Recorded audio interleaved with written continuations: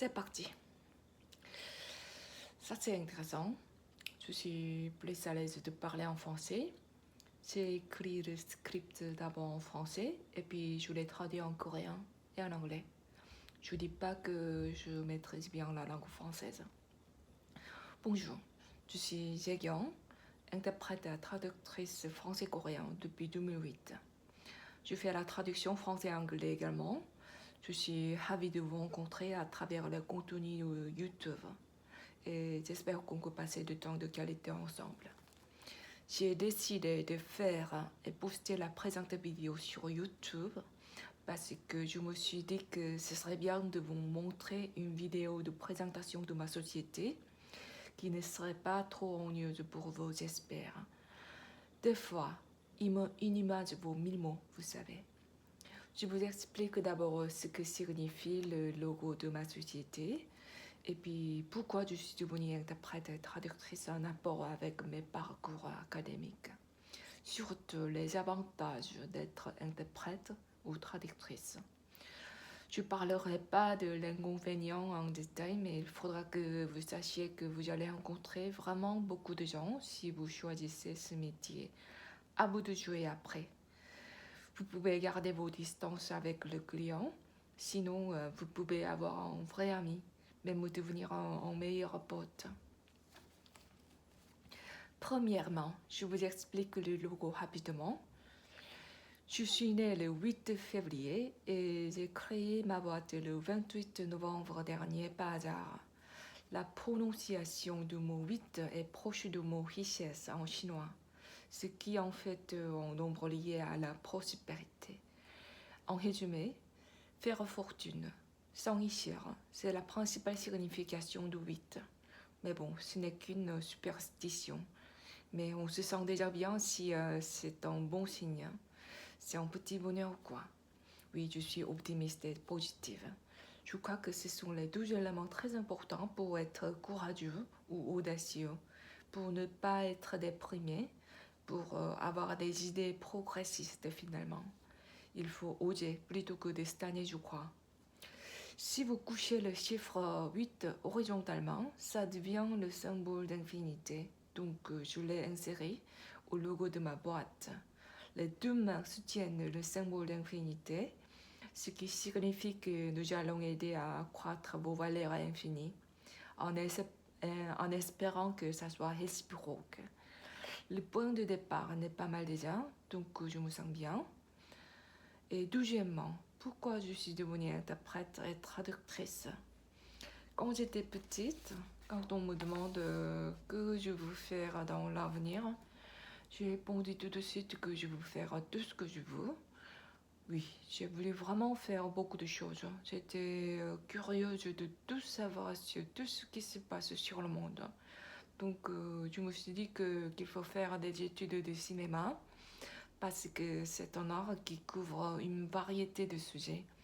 En réalité, vous ne pouvez pas faire vraiment beaucoup de choses en même temps. Donc j'ai décidé de faire des expériences indirectes à travers des images. Et puis j'ai voulu approfondir mes études sur les arts visuels parce que c'est d'abord le dessin, la peinture, la photo et puis les images. Donc j'ai voulu apprendre la base également. J'ai adoré les arts. C'est seulement parce qu'on n'a pas besoin d'expliquer devant les œuvres d'art. L'art, ça s'explique tout seul. Ce qui est sûr, si on apprend un peu sur le contexte ou le courant, on peut les mieux comprendre. Chacun a son choix de les interpréter d'après son expérience et ses connaissances. C'est pour ça que les arts sont intéressants. Je préfère l'art théorie à l'exception de la pratique de la photographie. Je prends des photos de temps en temps sur de la nature et le paysage.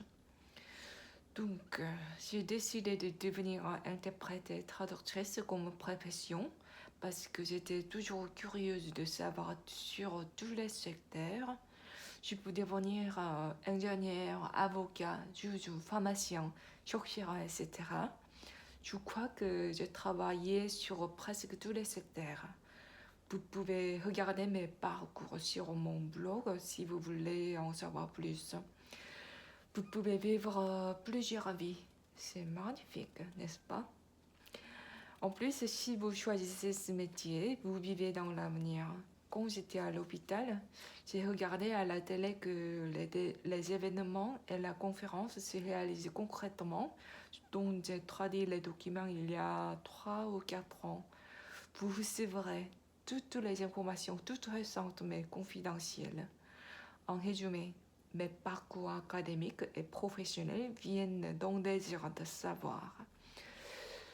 Si vous me permettez d'y ajouter quelques mots, j'aime pas trop tout ce qui se répète, tout ce qui est identique, standardisé, uniformisé. J'aime bien les nouveautés, l'individualité et la diversité.